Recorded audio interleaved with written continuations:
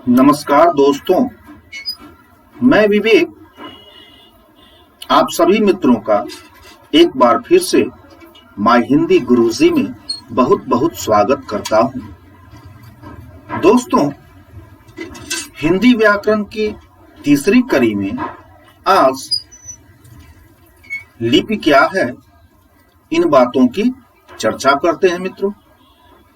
तो पहला है लिपि। इसका परिभाषा है कि विचारों का लिखित रूप को लिपि कहते हैं। दूसरे शब्दों में, ध्वनियों के माध्यम से निकले हुए शब्दों को लिखित रूप देने के लिए जिन अक्षरों या चिन्हों का प्रयोग होता है उसे लिपि कहते हैं। अब इसे थोड़ा स्पष्ट करने का प्रयास करते हैं मित्रों। ऊपर में क्या है? विचारों। तो मनुष्य के मन में जो कुछ भी विचार उत्पन्न होता है, यदि वह मनुष्य उसे लिखित रूप देना चाहता है या देता है, तो उसके लिए किसकी आवश्यकता होगी? लिपि की। तो लिपि में क्या होगा कि कोई चिन्ह होगा, कोई अक्षर होगा अथवा कोई वर्ण है ना। इनके माध्यम से किसी विचार को लिखित रूप दिया जा सकता है। तो यही अक्षर या चिन्ह जो है सो लिपि कहलाता है। स्पष्ट है मित्रों? नीचे है नोट कि प्रत्येक भाषा में हर ध्वनि के लिए एक वर्ण या अक्षर निश्चित है, जिसे लिखने का ढंग लिपि है। अलग अलग भाषाओं को लिखने का ढंग अलग अलग होता है ना। क्या है?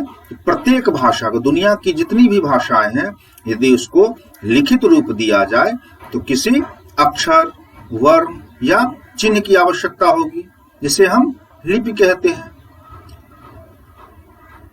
यदि अलग अलग भाषाओं में मैं भारतीय हूं लिखना हो तो इस प्रकार लिखेंगे, है ना।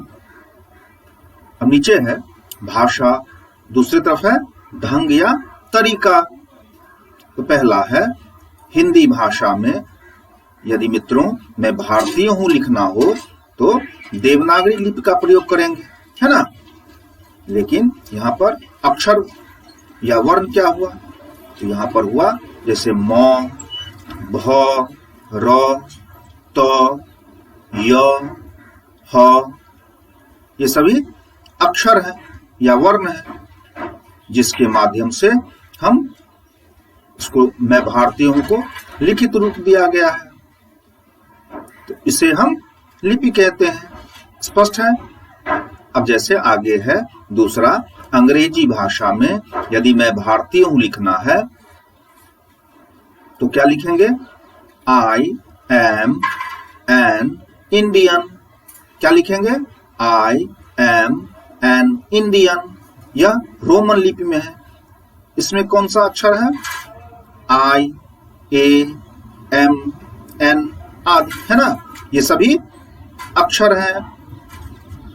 तो इसको लिखने का जो ढंग है, तरीका है, वो अलग अलग है। तो यह जो अक्षर है उसे हम लिपि कहते हैं मित्रों, है ना। स्पष्ट हो रहा है बात? अब आगे तीसरा है संस्कृत भाषा में यदि मैं भारतीय हूं लिखना हो तो कैसे लिखेंगे? अहं भारतीयः अस्मि। क्या लिखेंगे? अहं भारतीयः अस्मि। यह देवनागरी लिपि में लिखा गया है। अब पूर्णतः स्पष्ट है मित्रों कि किसी भी भाषा को लिखने के लिए लिखित रूप की आवश्यकता होगी, और लिखित रूप के लिए लिपि की आवश्यकता है। लिपि क्या हुआ? कोई अक्षर, कोई चिन्ह या कोई वर्ण, जिसको अलग अलग तरीके से लिखते हैं। यह अक्षर या चिन्ह जो है वही लिपि कहलाती है मित्रों। पूर्णतः स्पष्ट है? अब आगे बढ़ते हैं। अब है कि भारतीय संविधान द्वारा स्वीकृत भारत की 22 भाषाएं एवं उनकी लिपियां निम्नलिखित हैं। तो पहला है हिंदी भाषा। इसका क्या है लिपि? देवनागरी लिपि। दूसरा है सिंधी भाषा, देवनागरी लिपि। तीसरा है पंजाबी भाषा, इसका क्या है गुरुमुखी लिपि। चौथा है कश्मीरी भाषा, इसका है फारसी लिपि। पांचवा गुजराती भाषा, गुजराती लिपि। छठा है मराठी भाषा, देवनागरी लिपि। सातवां है उड़िया भाषा, उड़िया लिपि। आठवां है बांग्ला भाषा, बांग्ला लिपि। नौवां है असमिया भाषा, असमिया लिपि। अब 10वां है उर्दू भाषा, इसको हम फारसी लिपि में लिखते हैं। 11वां है तमिल भाषा, ब्राह्मी लिपि में। 12वां है तेलुगु भाषा, ब्राह्मी लिपि में। 13वां है मलयालम भाषा, यह ब्राह्मी लिपि में। 14वां कन्नड़ भाषा, यह कन्नड़ अथवा ब्राह्मी लिपि में। 15वां है कोंकणी भाषा, यह देवनागरी लिपि में। 16वां है संस्कृत भाषा, देवनागरी लिपि। 17वां है नेपाली भाषा, यह भी देवनागरी लिपि में। 18वां है संथाली भाषा, देवनागरी लिपि अथवा ओलीचिकी लिपि। कौन सा ओलीचिकी लिपि। 19वां है डोगरी भाषा, देवनागरी लिपि। 20वां है मणिपुरी भाषा, मणिपुरी लिपि। 21वां है बोडो भाषा, देवनागरी लिपि। और अंतिम 22वां है मैथिली भाषा, यह भी देवनागरी लिपि में लिखा जाता है। अब मित्रों यहाँ पर एक जानकारी और प्राप्त होती है कि हमारे भारतीय संविधान में कितनी भाषाओं को मान्यता प्राप्त है, तो 22 भाषाओं को। जिस अन्य 22 भाषाओं को जो लिपि है वह आप सामने में देख चुके हैं, देख रहे हैं, है ना। तो यह बात स्पष्ट हो गई मित्रों। अब आगे बढ़ते हैं। अब है लिपि का विकास।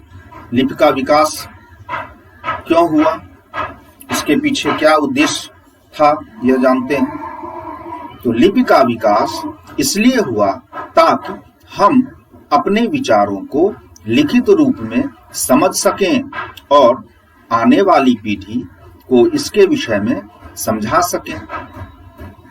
मतलब कि हमारे जो पूर्वज थे, है ना, जैसे उन्होंने कोई धार्मिक ग्रंथ लिखा या कोई पुस्तक उन्होंने लिखे जिसमें अपना विचार व्यक्त किया है, या इतिहास की बातें, ये सभी जो है जो हजारों वर्ष पूर्व लिखा गया है, जिसे हम आज भी उसी रूप में पढ़ते हैं और ज्ञान प्राप्त करते हैं।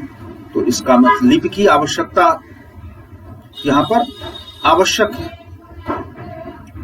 क्योंकि लिपि के बगैर वह अपने विचार को अपने अगली पीढ़ी तक कभी नहीं पहुंचा पाते। इसीलिए इसका मुख्य उद्देश्य क्या हुआ लिपि का विकास करने के पीछे, कि अपने विचारों को अगली पीढ़ी तक पहुंचाना, है ना। अब स्पष्ट है मित्रों। अब आगे बढ़ते हैं। अब है लिपि और ध्वनि में अंतर। अब लिपि और ध्वनि में क्या अंतर है। पहला है ध्वनि अस्थायी होता है, परंतु लिपि स्थायी होता है। ध्वनि क्या होता है, अस्थायी। यहाँ पर अ शब्द का मतलब नहीं है और स्थायी का मतलब स्थिर होना, जो स्थिर न हो, मतलब ध्वनि स्थिर नहीं है। जैसे यदि कोई व्यक्ति कुछ बोलता है तो बोलने के क्रम में ही उसकी ध्वनि समाप्त हो जाती है। ऐसा तो नहीं होता है मित्रों कि वह ध्वनि गूंजता रहता है वातावरण में और उससे हम जब चाहें सुनकर समझ सकते हैं, है ना। ऐसा नहीं होता है। इसीलिए ध्वनि को अस्थायी माना गया है, परंतु लिपि स्थायी होता है। क्यों?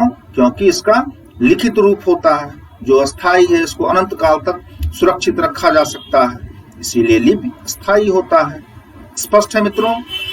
अब दूसरा है ध्वनि वाणी से निकलती है। जब कोई व्यक्ति कोई शब्द मुख के द्वारा बोलता है तो ध्वनि का मिश्रण होता है उसमें, है ना। बगैर ध्वनि का आवाज मुख से नहीं निकलेगा, तो ध्वनि वाणी से निकलती है ना। किंतु लिपि के माध्यम से ध्वनियों को लिखित रूप दिया जाता है। अब लिपि के माध्यम से क्या होता है, जो भी शब्द हम मुख के द्वारा बोलते हैं तो उसको हम यदि लिखित रूप देते हैं तो लिपि की आवश्यकता पड़ती है। तो माध्यम क्या हुआ यहाँ पर, लिपि। लिपि के माध्यम से हम ध्वनियों को क्या करते हैं, लिखित रूप देते हैं। अब स्पष्ट है मित्रों। अब तीसरा है कि वाणी से जो कुछ निकलती है वह ध्वनि कहलाती है, किंतु जिस रूप में वर्ण लिखे जाते हैं वह लिपि कहलाती है। अब वाणी से जो कुछ निकलती है ना, मुख के द्वारा जो कुछ निकलती है वह ध्वनि कहलाती है। ध्वनि का उसमें मिश्रण होता है, मिला हुआ होता है। स्पष्ट है। किंतु क्या होता है, यदि उसको हम लिखित रूप देते हैं तो क्या करते हैं, तो लिपि की आवश्यकता होती, किसी वर्ण किसी अक्षर की आवश्यकता होती है, जिसे हम लिपि कहते हैं। अब स्पष्ट है मित्रों पूर्णतः। अब आगे बढ़ते हैं। अब है भाषा और लिपि में अंतर। तो पहला है भाषा श्रव्य होती है जबकि लिपि दृश्य होती है। अब यहाँ पर श्रव्य और दृश्य दो शब्द आते हैं। तो श्रव्य और दृश्य का क्या अर्थ होता है मित्रों, तो श्रव्य शब्द का अर्थ होता है सुनना, कान के माध्यम से जो कुछ सुना जाता हो उसे हम श्रव्य कहते हैं। दृश्य का मतलब देखना, किसी वस्तु को किसी व्यक्ति को अपने आंख के माध्यम से देखते हैं तो वह दृश्य हुआ। तो भाषा क्या है, श्रव्य होती है। क्यों, क्योंकि उसको मुख के द्वारा बोला जाता है, जिसे सामने वाले व्यक्ति जो होते हैं वह सुनते हैं, तो इसलिए यह श्रव्य हुआ। जबकि लिपि क्या है, दृश्य है, क्योंकि लिपि का लिखित रूप होता है, इसलिए इसे हम देखकर पढ़ते हैं, है ना। इसीलिए यहाँ पे लिपि दृश्य होती है। उचित है मित्रों। अब स्पष्ट है। अब दूसरा है भाषा स्वतंत्र होती है जबकि लिपि भाषा पर निर्भर रहती है। भाषा क्या है, स्वतंत्र है, कोई भी भाषा हो सकता है दुनिया की, लेकिन बगैर लिपि का कोई लिखित रूप देना संभव नहीं है किसी भी भाषा को। तो इसीलिए लिपि जो है भाषा पर निर्भर है। कोई भी भाषा हो लेकिन यदि उसका लिखित रूप है तो लिपि होगी ही, है ना। स्पष्ट है। अब तीसरा है पहले भाषा का विकास होता है फिर लिपि बनती है। पहले क्या होता है, भाषा का विकास होता है, यानी मुख के द्वारा कुछ बोला जाता है। पहले का जो मनुष्य या पहले हमारे जो पूर्वज हुआ करते थे पहले, तो वह मुख के द्वारा अपना विचार व्यक्त करते थे। फिर जब ज्ञान बढ़ा तो क्या हुआ, लिपि की आवश्यकता पड़ी, तो फिर लिपि बनी, है ना। तो इसीलिए लिपि बाद में बनी और भाषा का विकास पहले हुआ। स्पष्ट है मित्रों। चौथा है भाषा अस्थायी है जबकि लिपि स्थायी है। भाषा क्या है, अस्थायी है। भाषा को मुख के द्वारा हम जब बोलते हैं तो ध्वनि बोलने के क्रम में समाप्त होती है, लेकिन लिपि क्या है कि वह लिखित रूप है, इसलिए स्थायी है। स्पष्ट है। अब पांचवा है भाषा छोटी होती है जबकि लिपि भाषा का ही विस्तृत रूप है। भाषा क्या है, छोटी है। कोई व्यक्ति बोलेगा तो कुछ देर बोलेगा, है ना, लगातार तो नहीं बोलेगा 2 दिन 3 दिन तक, तो इसलिए छोटी होती है। जबकि लिपि को क्या करते हैं, हम लिखित रूप यदि देते हैं भाषा को तो धीरे धीरे वह विस्तृत रूप धारण कर लेता है। विस्तृत का मतलब क्या हुआ, बड़ा विशाल रूप धारण कर लेता है ना। अब स्पष्ट है मित्रों। अब है लिपि के प्रकार।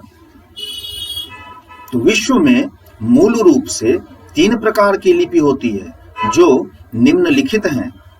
तो पहला है चित्रलिपि, दूसरा अल्फाबेटिक लिपि और तीसरा अल्फा सिलेबिक लिपि। अब इसे देखते हैं। तो पहला है चित्रलिपि। इस लिपि के जरिए लोग अपने विचारों और भावों को चित्र के माध्यम से व्यक्त करते हैं, है ना।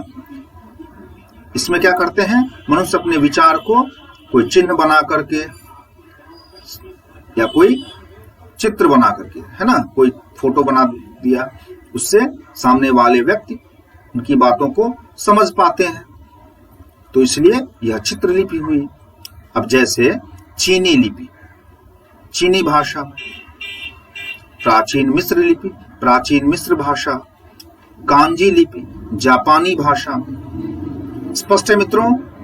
अब दूसरा है अल्फाबेटिक लिपि। इस लिपि में स्वर व्यंजन के बाद अपने पूरे रूप में साथ आता है। क्या होता है? इस लिपि में स्वर व्यंजन के बाद अपने पूरे रूप में साथ आता है। अब जैसे नीचे यूनानी लिपि, यूनानी भाषा तथा गणितीय चिन्ह, गणित में जो कुछ प्रश्न होते हैं जिसको यूनानी लिपि का प्रयोग वहां पर करते हैं, है ना। अब है अरबी लिपि। इसके अंतर्गत उर्दू भाषा, कश्मीरी भाषा, फारसी भाषा आते हैं। इसके बाद है सिरिलिक लिपि। इसके अंतर्गत रूसी भाषा तथा सोवियत संघ की सभी भाषाएं आते हैं, है ना। अब स्पष्ट है मित्रों। अब आगे है तीसरा अल्फा सिलेबिक लिपि। इसमें है, इस लिपि में प्रत्येक इकाई व्यंजन होता है और उस पर स्वर की मात्रा चिन्ह लगाया जाता है। अगर एक भी व्यंजन न हो तो सीधे स्वर के चिन्ह का प्रयोग होता है। ठीक है। अब जैसे देवनागरी लिपि, इसमें हिंदी भाषा, कन्नड़ भाषा, तमिल भाषा आदि आते हैं। नीचे है शारदा लिपि। इसके अंतर्गत कश्मीरी भाषा, तिब्बती भाषा, लद्दाखी भाषा आदि। अब है ब्राह्मी लिपि। इसमें उड़िया भाषा, काठमांडू की भाषा, गढ़वाली भाषा, सिंधी भाषा आदि आते हैं। अब है मंगोलियन लिपि। इसके अंतर्गत चीनी भाषा, कोरियाई भाषा, जापानी भाषा आदि, है ना। अब स्पष्ट है मित्रों। अब आगे बढ़ते हैं। अब है महत्वपूर्ण तथ्य।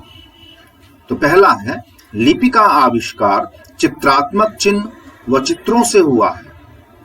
किससे हुआ है? चित्रात्मक चिन्ह।